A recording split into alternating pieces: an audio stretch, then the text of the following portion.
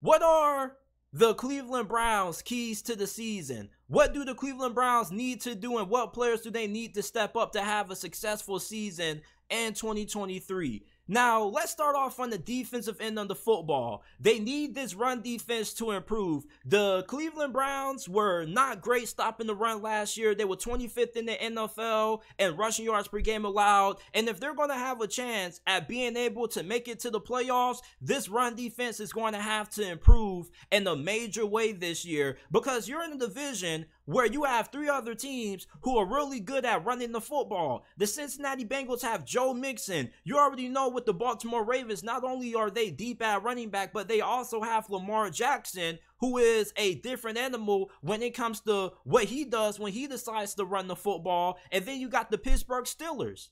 So if the Cleveland Browns are going to have success this year, their run defense needs to improve drastically. Now, you do bring in new defensive coordinator Jim Schwartz, who is pretty well respected amongst the NFL ranks. And you brought in more depth and more talent when it comes to the interior of your defensive line. You signed guys such as Tristan Hill, Maurice Hurst. Now, none of those two guys I just mentioned are household names, but they are guys who are going to add more depth to the Cleveland Browns interior defensive line. And plus, these are two guys who are pretty solid against the run. And then you pay big money to bring in Dalvin Tomlinson, who is one of the better interior defensive linemen when it comes to defending against the run. And then you trade for Za'Darius Smith, and you're going to need Za'Darius Smith to have a big impact lining up on the opposite side of Myles Garrett. That's going to be another big key to the Browns having a successful 2023 campaign. You need Za'Darius Smith to give you 9 to 10 sacks. He needs to be an opposing force that offenses have to game plan for outside of Myles Garrett. Last year, Jadeveon Clowney was not that good, and the Cleveland Browns didn't really have another consistent pass rusher outside of Myles Garrett. So trading for Za'Darius Smith could end up being one of the more underrated moves that we've seen take place during this offseason. And when you look at Za'Darius Smith, this is somebody who still is in his prime, although he has hit that 30 landmine mark, because most pass rushers, when they get to 30, they start to decrease in production. But Za'Darius Smith is still somebody who's more than capable of being able to give you 8 to 9 sacks on a yearly basis despite being in his 30s. Like, look at what Justin Houston was doing for the Baltimore Ravens. He's like up there in his 30s, and he's still producing at a really high level. So if you can get 8 to 10 sacks out of Za'Darius Smith, that would be huge for this defense.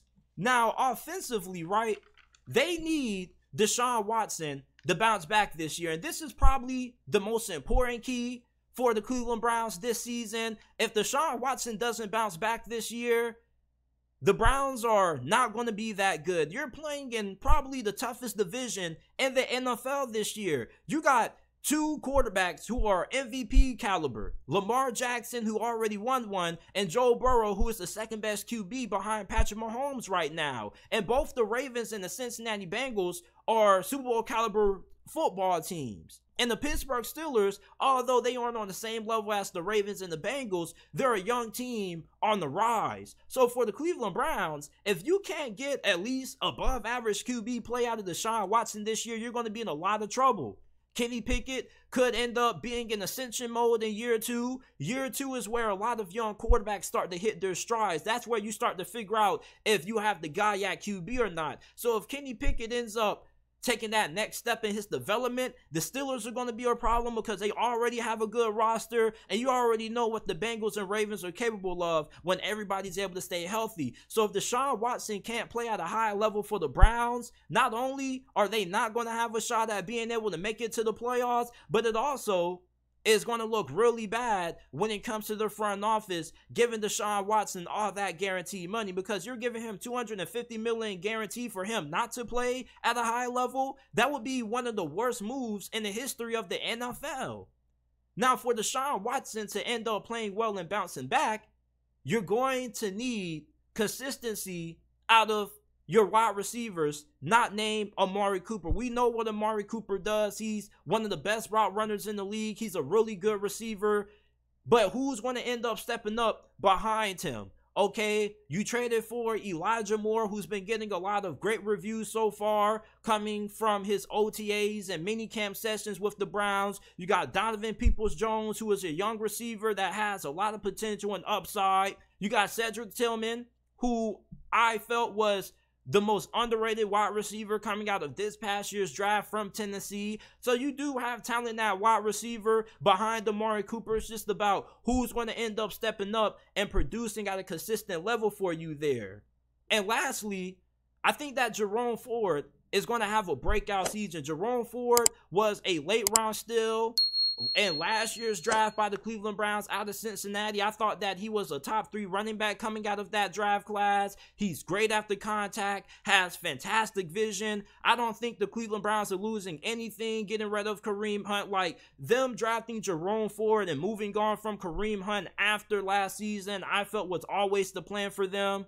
I don't think they need to bring in another running back like some people are suggesting. Like, Jerome Ford is going to be a beast behind Nick Chubb.